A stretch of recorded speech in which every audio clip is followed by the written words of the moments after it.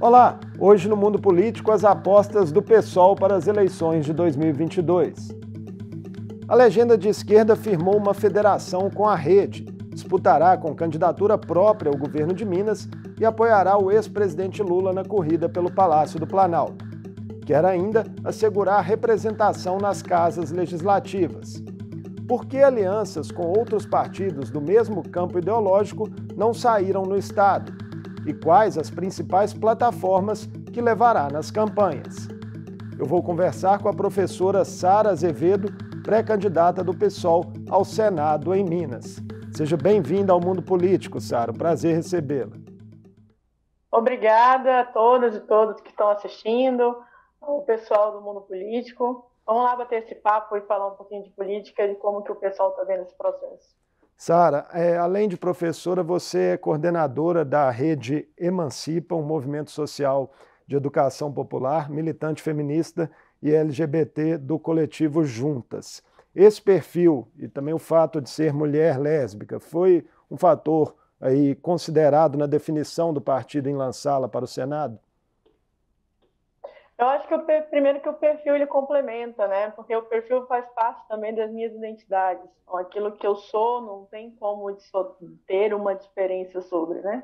Então, ser mulher e ser lésbica nesse cenário já me coloca em uma situação de vulnerabilidade social, não como um privilégio, pelo contrário. Para nós, do PSOL, esses elementos são importantes porque constituem o debate da nossa defesa, que é a defesa dos oprimidos. Mas a definição do partido se deu através de vários espaços de debates e de consenso. Temos um consenso programático em Minas Gerais e temos duas candidatas da educação. Uma professora Lorene, nossa candidata ao governo do estado, e eu, que sou também professora da rede estadual, que vai aqui na candidatura de Senado. Entendendo que esse lugar também é um lugar de nós, mulheres, estarmos ocupando, e para mim ainda mais sendo lésbica, tendo esse espaço também para colocar as nossas pautas e colocar as nossas angústias. Inclusive, ontem teve parada de São Paulo, que demonstra que nós somos múltiplas e muitas no país inteiro que precisamos de representatividade. O fato da educação ter sido um dos setores mais afetados pela pandemia contribuiu para essa definição também do perfil? Também.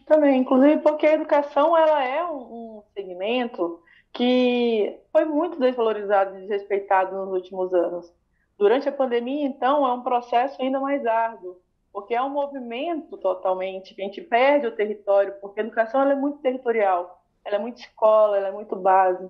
Eu costumo falar que se tem um espaço que existe em toda a cidade, especialmente em Minas Gerais, nos seus 853 municípios, é a escola. E a escola é o centro de tudo, acaba explodindo todas as contradições sociais. Eu acredito que ser professora, estar dentro de uma escola, nos coloca a possibilidade de ter a condição de entender esse macro-universo que está desde a base para entender o que se passa na política nas instâncias superiores. Então, ser da educação é sim um espaço para a gente disputar e um espaço para a gente dialogar, porque a gente entende desde a base todas essas contradições que se explodem na sociedade.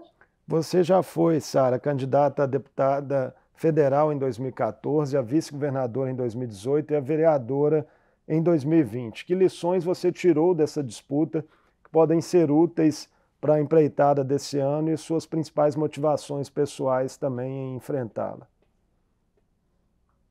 Bom, eu acho que essas eleições tiveram características diferentes na política, né? Primeiro que uma campanha federal em 2014, que foi minha primeira, era um contexto em que nós estávamos passando por um momento de diferenças da políticas com o que estava acontecendo na situação, com o governo Dilma, passado junho de 2013, com grande contestação social. Então, nós vimos construindo uma identidade política que tinha que ter como voz as pessoas que estavam nas ruas de 2013. Então, nós estamos falando que 2014 ela tem um outro signo, inclusive para nós do PSOL, especial com a candidatura à presidência da deputada Luciana Genro, que em muitos debates surpreendeu, falando de diversos pontos de pauta, como a questão da taxação de grandes fortunas, que é tão atual hoje. Já em 2018, foi um processo também diferente, porque foi um processo em que, ao momento que sobe a presidência Jair Bolsonaro, numa perspectiva com uma política de extrema-direita extremamente conservadora, ela traz também um outro elemento para de análise, que é de uma retomada do espaço da política. Não dá mais para a gente deixar de lado. E as mulheres que constituíram as ruas que foram do Ele Não também deram uma resposta positiva para nós. Então, portanto, é um movimento e um momento agora, 2022, que traz para a gente um novo espaço da política. Não podemos nos acovardar, nós temos que estar mais à frente, mais do que nunca, colocando as nossas bandeiras, as nossas pautas para justamente dizer aquilo que nós queremos, que nós somos para a política. No momento de tanta indignação, no momento que as pessoas se veem cada vez mais escanteadas, marginalizadas, numa situação crítica da economia, em que saiu pesquisa hoje do Diese, em que mais de 40% da população de Minas Gerais está vivendo com menos de um salário mínimo, mostra que a gente precisa falar muito mais do que somente ficar fazendo uma falsa polarização na política. As pesquisas disponíveis até o momento, Sara, para o Senado em Minas, revelam que o eleitor está muito distante da disputa, com dificuldades até de apontar nomes nos levantamentos espontâneos. Cientistas políticos dizem que há uma tendência histórica do Senado ser a última escolha do eleitor em eleições gerais. A que você acredita que isso se deve? Bom, a Casa do Senado sempre foi uma casa vinculada às grandes famílias que já vinham constituindo politicamente nos estados. Quem ganha o Senado tem protagonismo político nacional. Então, ela é uma casa que sempre foi muito determinada politicamente. As disputas são muito fortes. Então, ela é muito contraditória, porque tem muitos interesses políticos vinculados à Casa do Senado. E por isso também ela é a última a ser escolhida, uma das últimas a serem definidas pelo próprio eleitor. Porque dentro da polarização nacional, que se estabelece desde a presidência, também se estabelece com o governo do Estado, e a escolha do legislativo se tomou um protagonismo maior por conta do avanço social que nós tivemos de representação social dentro da Câmara Federal, o Senado foi ficando por último, mas não menos importante da política. Esse é um ponto que é determinante, porque aí, nesse sentido, nós vamos ter uma disputa e uma tendência de que as pessoas vão conhecendo melhor ao longo do processo, mais do que já ter conhecimento prévio. Então, com isso, o que nós já tivemos de pesquisa, saiu uma pesquisa da Tempos, uma pesquisa da F5 atualizada, que foi vinculada a alguns jornais aqui do Estado, coloca que existe uma diferença muito grande, inclusive, né? Existe um patamar de mais de 50% ainda não tem uma candidatura definida, o que abre um espaço importante para nós que somos de um campo de esquerda, que não temos tradição política de ter sido eleitos e em outros lugares, mas que a gente pode aqui abrir um espaço de diálogo com a população e trazer as pessoas a virem construir conosco esse novo projeto político. Pois é, Minas Gerais sempre elegeu políticos de perfis conservadores para o Senado. É um dado histórico aí ao longo das eleições. Como mudar esse quadro? Bom, primeiro com muita transparência, com muito diálogo, e a gente precisa mais ouvir do que falar. Eu acredito que a população mineira esteja precisando falar os seus anseios, falar aquilo que precisa colocar como política para o país e para o Estado. Não dá mais para a gente se enganar e ver as coisas acontecendo como elas estão acontecendo. Então, nós somos um estado que nos últimos 10 anos nós tivemos 2 crimes socioambientais que foram dos maiores do mundo, como o que aconteceu em Mariana e Brumadinho. E a tendência de acontecer outros pelo método de exploração que foi feita a partir da mineração. E a utilização da política como sendo parte desse processo de garantias das mineradoras, especialmente. À toa que agora a crise que nós tivemos em Belo Horizonte com a Serra do Curral tem relação ao absurdo que foi a prima de um dos sócios da empresa, da Tamisa, que é a empresa que está hoje querendo explorar a Serra do Curral, que está sendo colocada como diretora do IEFA. Então, mostra que a gente tem ainda muito a discutir, muito mais a ouvir o que a população tem a dizer.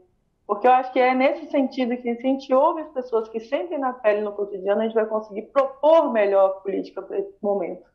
Então, é um momento de crise muito forte. A crise econômica que já vem se arrastando desde 2008 e que agora se expandiu com a crise econômica que se expandiu com a pandemia. E que hoje mostra que há uma situação de miserabilidade da população e, portanto, é necessário ouvir as pessoas que sentem fome e não quem está hoje, que são uma minoria que está ganhando lucros e lucros por conta da própria pandemia. O seu nome na terceira colocação da última pesquisa estimulada Datatempo para o Senado te surpreendeu de alguma forma? Olha, ela me deixou muito feliz, deixou todos nós felizes, pessoal, porque é muito trabalho que a gente vem fazendo nos últimos anos para construir não só um partido, para mais do que um partido, construir uma identidade política, construir um programa político que seja um programa que consiga ouvir, que consiga expressar aquilo que a base dos trabalhadores vem apresentando. Para nós é uma honra estar em terceiro lugar, mas nós queremos mais e precisamos de mais. Nós queremos chegar ao primeiro lugar. Eu acho que a gente pode quebrar esse paradigma de Minas Gerais ter sido um estado que sempre elegeu políticos conservadores. Hoje, nós podemos eleger uma primeira mulher senadora em Minas Gerais. Não é isso que nós estamos pretendendo, e é nesse sentido que nós queremos continuar construindo a campanha e ter essa vitória ali na frente. A mulher, já tivemos uma senadora, Júnia Marise, mas, de fato, o histórico de Minas é realmente de perfis conservadores. Sara, na disputa pelo Palácio do Planalto, o PSOL apoiará o ex-presidente Lula, mas em Minas optou por lançar a candidatura, que nós já falamos, da professora Lorene Figueiredo ao governo do estado. Integrar a aliança entre Lula e Calil chegou a ser cogitado pelo partido em Minas? Por que isso não aconteceu? Bom, nós temos uma clara definição dentro do PSOL, um cenário que é importante e uma tarefa fundamental, que a primeira é derrubar um presidente genocida que é responsável pela morte de mais de 600 mil pessoas, como foi o caso da pandemia, entre tantas outras políticas que foram feitas, que foram contra o povo. Acho que isso é um ponto para nós fundamental. Nós cogitamos, inclusive, ter candidatura do PSOL, mas aprovamos para apoiar a candidatura do presidente Lula, por entender que hoje é o momento que nós vamos ter para derrubar o Bolsonaro e, por isso, nós vamos construir a candidatura do presidente Lula. E em Minas Gerais, nós temos uma outra condição, inclusive porque o Calil não é o Lula e nem o Zema é o Bolsonaro. Então, nesse sentido, nós estamos discutindo quais são os projetos políticos que esses dois candidatos teve para Minas Gerais. Em nenhum nós conseguimos nos sentir representados, em nenhum nós conseguimos ver que há uma possibilidade de uma mudança que seja de fato significativa para o estado de Minas Gerais. Por isso, nós construímos a nossa própria candidatura. A candidatura da professora Lorene, que é uma mulher, uma professora universitária da Federal de Juiz de Fora, que tem uma capacidade legislativa, de resolução de problemas, mas também de pensar e elaborar política para Minas Gerais. Então, é nisso que a gente está construindo agora, a ideia de construir uma candidatura de uma mulher que vai fazer, que é da educação, um segmento tão explorado e desvalorizado nos últimos anos, especialmente em Minas Gerais, que, portanto, para nós, muito nos orgulha ter a Lorene como candidata. Até as convenções, ainda é possível, Sara, que o PSOL consiga atrair outras legendas, como, por exemplo, o PCB e Unidade Popular, para uma candidatura majoritária unificada? O PCB tem pré-candidaturas colocadas também, né? Mas há diálogo em aberto ainda?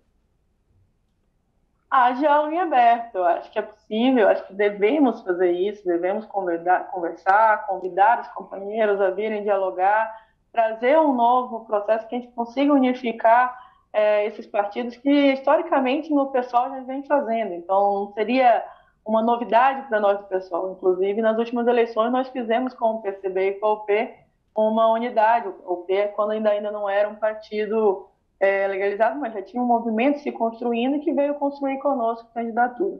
Então, portanto, nós temos abertura de diálogo, nós queremos dialogar, e eu acho que é importante nesse momento para Minas Gerais trazer essa responsabilidade para esses partidos também, que vai ser parte de construir um projeto mais amplo que a gente pode fazer aqui no Estado. Inclusive, as pesquisas colocam que a somatória, inclusive, dos votos, das intenções de votos das nossas candidaturas, poderia fazer um bom barulho aqui no Estado e consegue dialogar com um amplo setor da sociedade mineira e que eu acho que é importante apresentar um programa que consiga ser um programa que tem diferenças sobre a questão econômica, sobre a questão da educação, gestão e etc.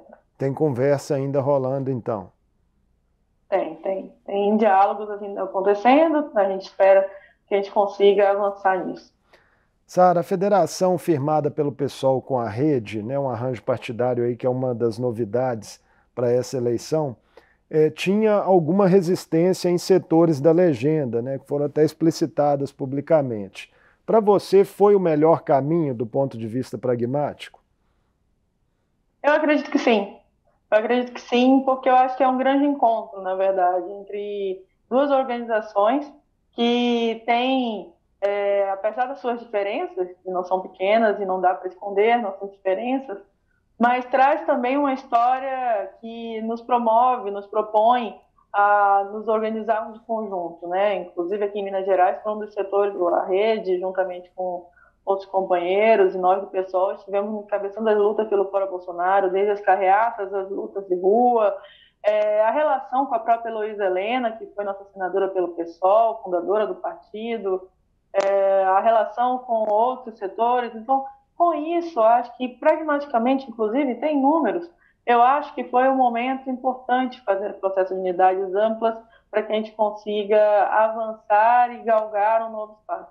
Acredito que o espaço da tribuna, que vão ser das legislações, seja eleitorais agora com as eleições de deputados, mas também a disputa do Senado, que é uma cadeira majoritária. Então, você tem aí um espaço que nós podemos ocupar de conjunto e que nós estamos tendo a honra de ter a rede junto. Eu acho que, nesse sentido, nós podemos ampliar a nossa voz. Eu acho que fazer desse espaço nosso grande megafone também, não só enquanto pessoal, mas também enquanto setor amplo, que vai se posicionar e pensando já na construção que vai ser o próximo período, que não vai ser fácil, e nós almejamos, queremos que seja derrubado o presidente Bolsonaro, mas também queremos construir uma alternativa política e ampliar essa base nesse setor, que é um setor mais autônomo e independente da política hoje no país. Pois é, pensando em futuro, o pessoal mineiro perdeu na janela partidária a deputada estadual Andréia de Jesus, que se filiou ao PT, e a deputada federal Áurea Carolina também anunciou que, por razões particulares, né, daria um tempo das eleições, não vai disputar nesse ano a cadeira na Câmara. Assegurar a continuidade de representação nas casas legislativas diante dessas baixas seria hoje o principal desafio para o pessoal em Minas Gerais? Eu diria que é o nosso grande objetivo. Eu acredito que o nosso grande objetivo nesse processo vai ser a retomada dessas cadeiras no Legislativo. A Áurea é uma grande deputada que fez uma legislatura ímpar, importantíssima, com vários projetos, inclusive a derrubada e suspensão dos projetos e decretos contra a mineração predatória que tem sido feita em Minas Gerais, que tem sido uma voz que ecoa e que tem sido parte de um projeto de uma esquerda que coloca o seu nome e a sua cara à prova para disputas sociais. Então, a Áurea vai fazer falta nesse sentido, mas nós temos grandes nomes que podem também vir a ocupar e ter seu movimento, seu momento também para ser parte desse processo. Então, nós temos várias candidatas aí, pré-candidatas já lançadas, como é o caso das vereadoras de Belo Horizonte, que Bela Gonçalves e Isa Lourença. Nós temos ainda a vereadora de Juiz de Fora, Thalia Sobral, também como pré-candidata, a ex-vereadora e faz parte da gabinetona Cida Falabella, a ex-presidente do partido, Maria da Consolação. Então, nós vamos ter aí várias candidatas, pré-candidatas e pré-candidatos que podem vir assumir esse papel para justamente fazer essa retomada. Eu acho que a saída da Andréa também foi uma saída sentida, mas que eu acho que nós temos hoje nomes que possam vir a retomar esse papel protagonista do pessoal que vem numa crescente desde 2016 e que agora nós vamos estar para disputa novamente para garantir e ampliar o nosso espaço que nós já tínhamos antes. Sara, como que o crescimento da extrema-direita no Brasil nos últimos anos impactou nas lutas políticas cotidianas do pessoal? Primeiro que nós sempre estivemos do lado dos trabalhadores, nós sempre estivemos do lado daqueles que são oprimidos. Então, nós temos uma característica muito forte de sermos um partido que tem representações políticas que são consideradas de minorias sociais, mas que nós chamamos de maiorias sociais, e essa disputa das maiorias sociais se expressam nas nossas referências políticas. Então, essa crescida da extrema-direita nos últimos anos, na verdade, eles vêm se espalhando e tentando ampliar o seu discurso através de agressões, inclusive, a movimentos que são virulentos e violentos com relação a esses segmentos que são considerados minorias. Então, não é à toa que agora, às vésperas da eleição, pipocou casos de parlamentares bolsonaristas, considerados bolsonaristas, de extrema-direita, fazendo discursos homofóbicos, LGBTfóbicos, racistas, machistas. Que bom que, em alguns casos, eles têm sido, que foram bastante viralizados nas redes, teve rechaço da população, e ainda alguns casos que foram, como em São Paulo, ou mesmo no Rio de Janeiro, que estavam no Conselho de Ética ou caíram pelo Conselho de Ética das próprias casas legislativas.